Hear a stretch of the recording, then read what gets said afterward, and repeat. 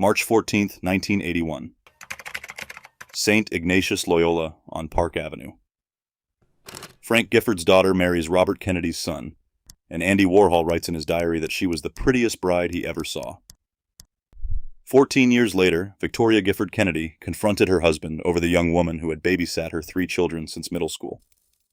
She said nothing publicly for 27 months. His brothers already knew. When prosecutors opened a criminal file, she asked them to close it. When a judge granted her divorce, she had 33 days left before it was erased.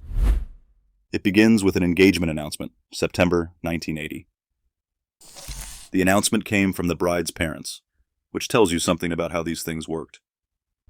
On September 13, 1980, Frank and Maxine Gifford let it be known that their daughter Victoria would marry Michael Lemoyne Kennedy, 6th of the 11 children of Robert and Ethel Kennedy.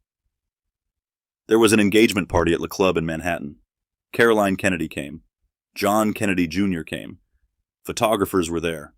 Which was the point. Look at who was getting what. By 1980, the third generation of Kennedys had been through a rough decade in public. Chappaquiddick was 11 years old and still radioactive. Joe Kennedy II had been driving the Jeep in the 1973 crash on Nantucket that left a young woman paralyzed for life. David Kennedy's addiction was an open secret in Hyannisport and would kill him 4 years later in a Palm Beach hotel room. The family needed the word wholesome attached to something. And here came the Giffords. Frank Gifford was not just a Hall of Fame Giants halfback. Since 1971, he had been in the ABC booth on Monday Night Football, which in that era meant he was inside roughly 20 million American living rooms every autumn week. The calm one between Howard Cosell and Don Meredith. He was the sound of an ordinary American Monday. His daughter was blonde, poised, 23, and completely undamaged by scandal. 2 dynasties, both media-dependent, merging their brands. That is not cynicism. That is what the guest list and the photographers were for. Victoria Denise Gifford was born in Bakersfield, California, in February 1957, when her father was still a football player rather than a face. She grew up inside the transition from athlete to celebrity, which is a specific kind of childhood. The family moved east. The father became famous in a way that made strangers feel entitled to him. Her parents' marriage had lasted more than 2 decades. It ended in the 1970s, and it ended the way those marriages ended for public men in that period. Quietly for the public, expensively for the family, with a new wife arriving soon after.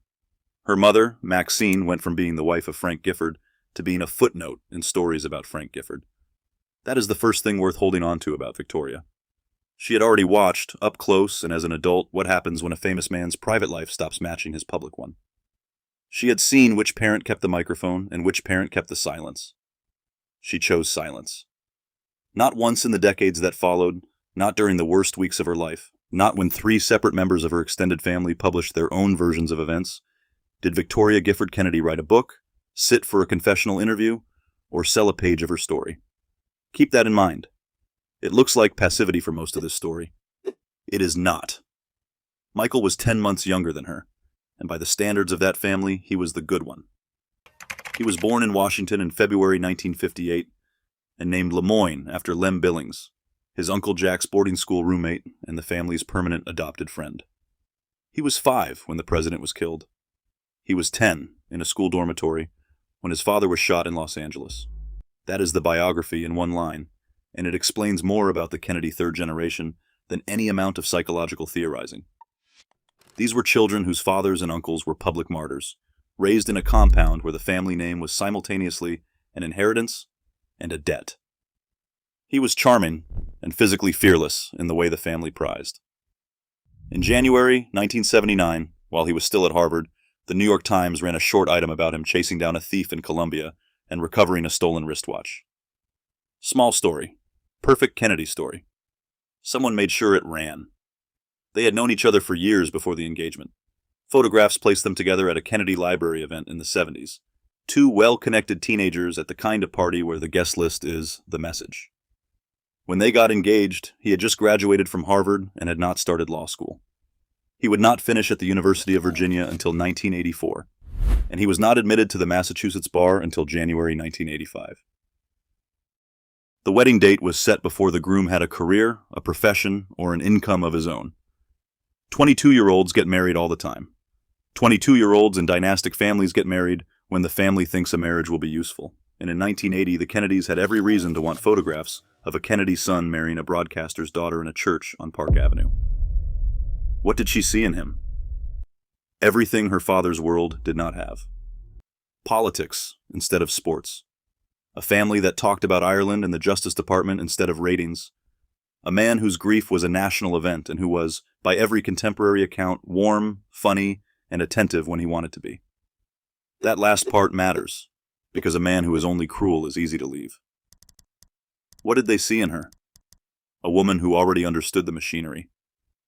She had grown up on the wrong side of the camera. She knew how a public marriage was maintained. What you said in a doorway, when you smiled. That is a skill, and the Kennedys hired for it, informally, in every generation. The wedding itself was a demonstration. St. Ignatius Loyola, Park Avenue and 84th, one of the grandest Catholic churches in New York. A crowd on the steps behind police barricades, photographers on risers. Frank Gifford escorting his daughter through the doors, which produced the image that ran everywhere. The football hero delivering the bride into the political family. Andy Warhol was there and wrote about her in his diary afterward, calling her the prettiest bride he had ever seen. It is a genuinely nice line, and it is also a good measure of what this event was. Warhol did not attend weddings. He attended occasions. Notice what the wedding was not. It was not in California, where the bride was born. It was not in Connecticut, where her father lived. It was a Catholic mass in Manhattan, on a stage the Kennedy family had used before, with Kennedy cousins filling the front pews and the Kennedy press protocol governing who stood where on the steps. The bride's family provided the name recognition. The groom's family provided everything else. The job description was never written down either. You appeared. At the 4th of July, at the funerals, at the fundraisers, in the photographs on the lawn. You did not give interviews of your own. Your marriage was a line item in an enterprise that had survived Chappaquiddick and worse by absorbing everything internally and saying as little as possible outside. Afterwards, she went where Kennedy wives went. Hyannisport in the summers, with the compound schedule, the touch football, the boats, the constant presence of 10 siblings and their spouses, and the widow at the center of it all. Ethel Kennedy ran that house with a discipline that friends and biographers have described in almost military terms. And the rule that governed everything was simple and never written down. The family absorbs its own problems. Nothing goes outside. They settled in Massachusetts. Michael finished law school, took the bar, spent a short and unremarkable stretch at a private firm, and then in 1986 stepped into the job that defined him. His brother Joe had founded Citizens Energy Corporation, a nonprofit that bought oil on the international market and sold heating fuel cheaply to poor and elderly households in Massachusetts. When Joe went to Congress, Michael took over the company. It was a perfect Kennedy machine. It did real good, later expanding into discounted AIDS medications for the uninsured, and it also functioned as a permanent tax-exempt political operation with a Kennedy name on the letterhead. Michael was very good at it. He was better at something else, running his relatives' campaigns. He would eventually manage his Uncle Ted's 1994 Senate race against Mitt Romney and serve as his brother Joe's chief political advisor. In Massachusetts political circles, the assumption hardened into fact. Michael Kennedy was the next one who would run for office himself. The children came fast.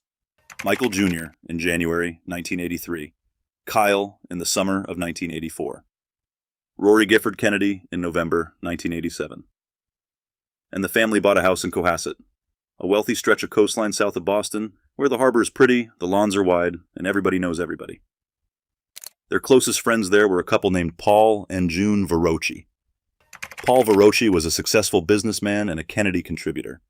The two families were the kind of close where the children moved between houses without knocking. The Verocchis had a daughter. When she was still in middle school, she started babysitting for the Kennedy children. She would keep that job for 7 years. She was in that house constantly. 7 years is not a job, it is a fixture. She was there for dinners and bedtimes and Christmases. And neighbors later told reporters that Michael would sometimes call her parents to say the Kennedys would be out late and the girl should just sleep over. Everyone in Cohasset thought that was what closeness looked like between two families. Meanwhile, the public marriage was at its absolute peak. In 1992, Michael and Victoria appeared on Cheers. Not a cameo by an actor playing a Kennedy, The actual Michael, the actual Victoria, and Ethel Kennedy herself playing themselves on one of the most watched sitcoms in America. Think about the confidence that requires. You put your wife and your mother on network television as evidence that your family is fun, normal, likable, and past its tragedies. 2 years later, Michael ran his uncle's campaign. Ted Kennedy was 62 and facing the toughest race of his life against a well-funded businessman named Mitt Romney. And for a stretch that autumn, the polling was genuinely frightening for the family. Michael managed it. Ted won by 17 points. In Massachusetts politics, that made Michael the coming man, not a Kennedy who inherited a seat, but one who could actually win them. 2 months after that campaign ended, in January 1995, Victoria confronted him. The Boston Globe would later report the discovery that prompted it, sourced to friends of the couple, and the timing is the part that stays with you. The discovery is dated by the campaign. That is how the family measured time. She did not leave. He said it was the alcohol, and he went into treatment. Publicly, nothing happened at all. No statement, no story, no gap in the calendar. He came back, he ran Citizens Energy. He stood beside her at the events where standing beside her was the job. Whatever had been going on continued anyway. The Boston Herald reported that the two were still seen together around a town of 8,000 people. There was a whitewater rafting trip organized, the Herald reported, by Michael's closest friends. Sit with that one. Not a secret arrangement in another city. A trip put together by his own circle, with his wife's knowledge of the previous discovery hanging in the air, and nobody in that circle apparently treated it as a reason to stop.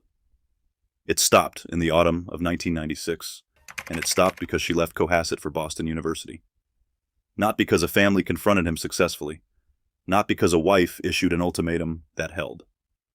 The teenager at the center of it finished high school and moved away. There had been a confrontation, though, and the date of it is the single most damning fact in this entire story. On October 19, 1996, the Kennedys held their annual golf tournament in Hyannisport, honoring the memory of Robert F. Kennedy. At that tournament, Congressman Joe Kennedy asked his younger brother Bobby to go talk to Michael about the babysitter. Robert F. Kennedy Jr. confirmed this to the Globe in July 1997, and he was explicit that he was not the only one who confronted Michael at the time. He explained the assignment by pointing to his own history. He came to me because of my own history of recovery from addiction. So the family knew. Not vaguely, not as rumor. Knew it well enough to delegate an intervention at a memorial event for their assassinated father, and to frame it as an addiction problem requiring a brother with recovery experience. Now notice who is missing from that conversation. 2 brothers discussed what to do about Michael's behavior. The wife who had confronted him 21 months earlier does not appear in the account at all. Joe Kennedy was preparing to run for governor of Massachusetts. What was being managed at that golf tournament was exposure. Nothing was fixed. It simply stayed inside the family for another 6 months. Then, on April 25th, 1997, the Globe put it on the front page. The story named the girls' parents, June and Paul Verocci, described them as close friends of Michael and Victoria in Cohasset, and reported that their daughter had babysat for the couple's children for 7 years. Citing neighbors who knew both families and other sources, the paper reported that the involvement had begun years earlier, while she was still in her early teens, and that Michael had made promises to her about leaving his wife. Under Massachusetts law, that timeline described a felony. The paper said so on its front page. Norfolk County District Attorney Jeffrey Locke announced within a day that his office was working with Cohasset Police on a preliminary review of what the Globe had published. That same week, the Kennedys announced the separation. Joint statement, described as amicable, asking for privacy. Here is what the joint statement did not mention. Victoria had already signed a separation agreement that April, a document dividing the couple's property and settling custody of their 3 children. Before the story was 72 hours old, she had lawyers and terms. Whatever she had been doing during those 27 silent months, waiting to see what happened, was not it. 2 weeks later, her father was destroyed on the same news cycle. In mid-May, the supermarket tabloid Globe published photographs of Frank Gifford in a suite at the Regency Hotel in Manhattan with a former flight attendant named Susan Johnson. The tabloid had not caught anything. It had built it. Johnson was paid a reported minimum of $75,000 to lure him to a room the paper had already wired with hidden cameras.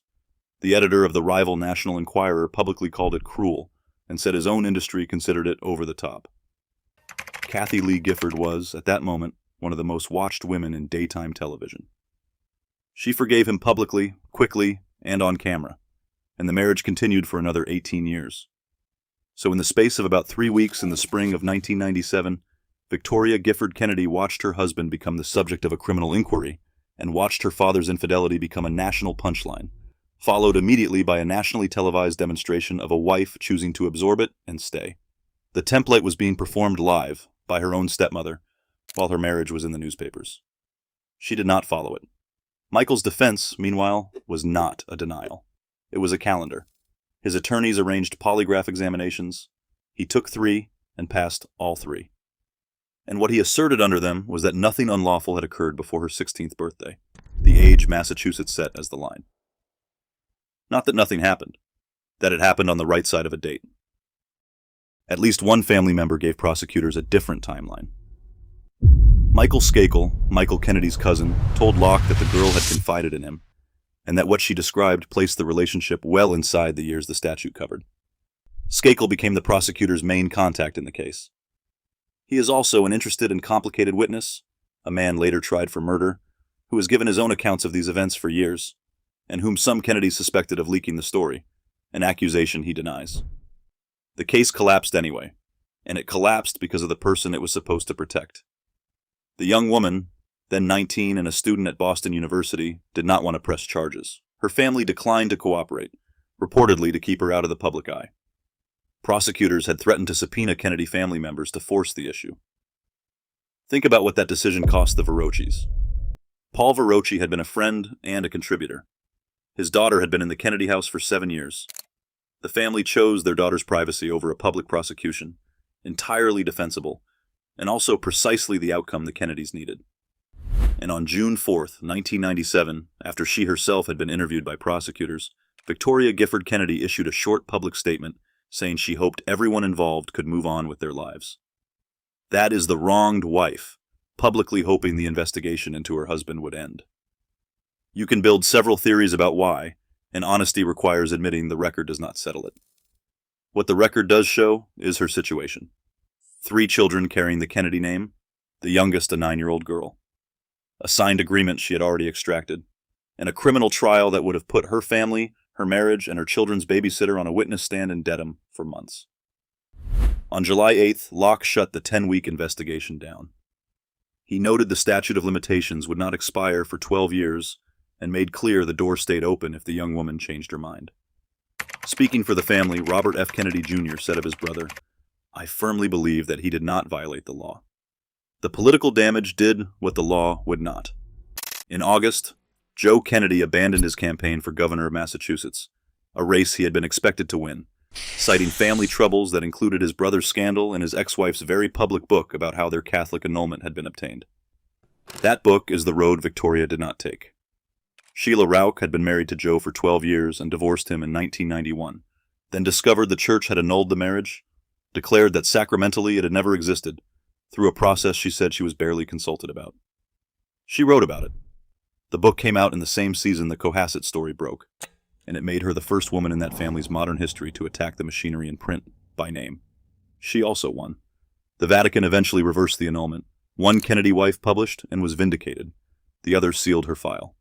Both had worked out where the leverage was, and they came to opposite answers in the same courthouse year.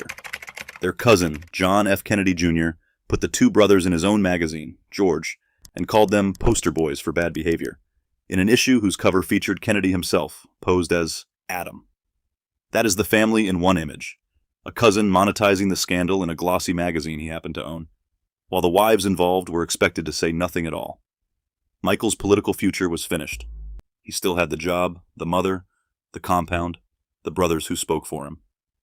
Victoria had a house in a town of 8,000 people where everyone had read the Globe. On October 28, 1997, the couple's divorce petition came before Judge David H. Kopelman in Norfolk Probate Court on grounds of irretrievable breakdown. Kopelman impounded their separation agreement, sealed it permanently from public view. The only document in this entire story written by both of them is the one nobody has ever been allowed to read. Massachusetts did not let people out of marriages quickly, and the reason was almost sentimental. A divorce judgment there came in 2 stages. First, the judgment nisi, then a 90-day wait, and only then the absolute decree. A Boston law professor explained the logic to the Chicago Tribune afterward, in terms that read strangely now. It allows for a cooling off or a warming up period. The state does not like to see families break up, and if there is a chance of reconciliation, it wants to encourage it. Judge Kopelman granted the Kennedys their judgment nisi on Friday, November 28, 1997, the day after Thanksgiving. That is a detail worth slowing down for. Whatever the holiday had looked like in that family, and the record does not tell us, so I will not invent it, the paperwork ending a 16-year marriage was signed off the morning after it. 90 days from that Friday put the absolute decree on February 28, 1998. She needed the calendar to turn twice more, and she was out. She got 33 days. At the end of December, the extended family went to Aspen, the way they always did. Michael, Victoria, the 3 children, Ethel.